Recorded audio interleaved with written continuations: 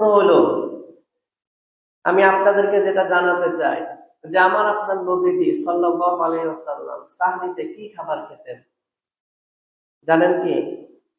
অথবা নবীজি সাল্লাল্লাহু আলাইহি ওয়াসাল্লাম সাহরিতে কি খাবার খেতে আদেশ করেছেন এটা কি আপনারা জানেন?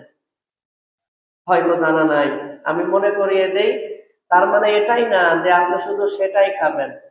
এখন আমাদের দেশের পরিবেশ তো ভিন্ন, আরবের পরিবেশ ভিন্ন, এখনো ভিন্ন।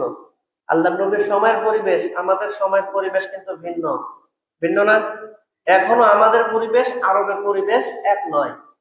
কিন্তু সামান্য একটু খেলে, যেহেতু আমার নবী খেয়েছেন, আমার নবী খেতে বলেছেন, তাহলে আমার আপনার আমল নামে সওয়াব আসবে।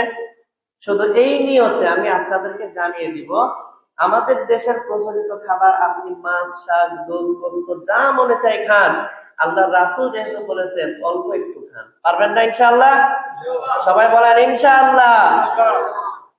মুসলমান ভাইরা আমার, বন্ধুরা আমার, নবীজি সাল্লাল্লাহু আলাইহি ওয়াসাল্লাম আল্লাহর কাছে একবার দোয়া করে দিলেন, ও আমার মালিক, আমার উম্মতের সাহরির মধ্যে তুমি বরকত দিয়া দাও। সুবহানাল্লাহ।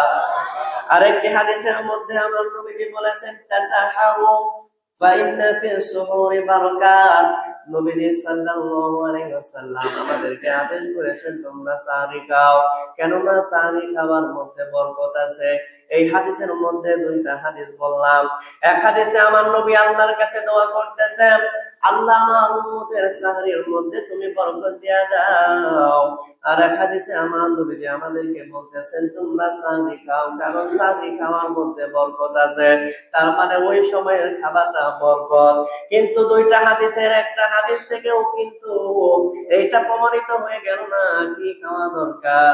আল্লাহর নবী বলেছেন তোমরা সাহরি খাও, যদি সাহরিতে খাওয়ার কিছু না পাও তাহলে এক জগ পানি খাও, এক জগ পানিও যদি না পাও তাহলে একটা খেজুর খাও, খেজুরও যদি না পাও কয়েকটা আঙ্গুর তোমরা সাহরির মধ্যে খায়া নাও। সুবহানাল্লাহ। এই বিধানটা কিন্তু নবীজি সাল্লাল্লাহু আলাইহি ওয়াসাল্লাম বললেন।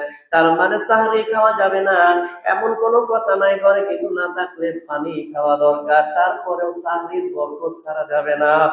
ঘরে কিছু নাই, খেজুর আছে, ওই সময়ে খেজুর খাওয়া লাগবে, কিন্তু সাহরির বরকত ছেড়ে দেওয়া যাবে না। খেজুরও নাই, ঘরের মধ্যে আঙ্গুর আছে, ওই আঙ্গুর খেয়ে হলেও সাহরির বরকত দিতে হবে। কথা বলেন ঠিক কিনা?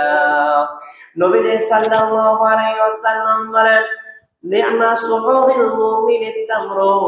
একজন ইমানদারের জন্য, একজন মুমিনের জন্য সাহরি কত উত্তম, সাহরি হলো খেজুর খাওয়া। সুবহানাল্লাহ। আমরা খেজুর খাই কখন? ইফতারে। ইফতারে নবীজি সাল্লাল্লাহু আলাইহি ওয়াসাল্লাম খেজুর খাওয়ার কথা বলেছেন, এটা আমরা জানি। কিন্তু সাহরিতে যে খেজুর খাওয়া যায় বা খেজুর খাওয়ার কথা নবীজি সাল্লাল্লাহু আলাইহি ওয়াসাল্লাম বলেছেন, এটা কিন্তু অনেকেই জানে না, তাই না?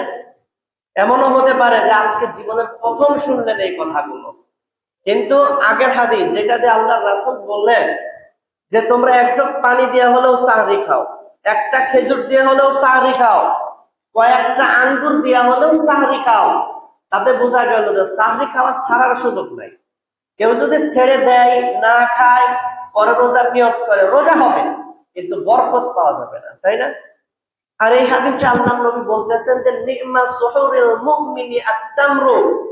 একজন ইমানদারের জন্য খেজুর কতই না উত্তম সাহরি। সুবহানাল্লাহ।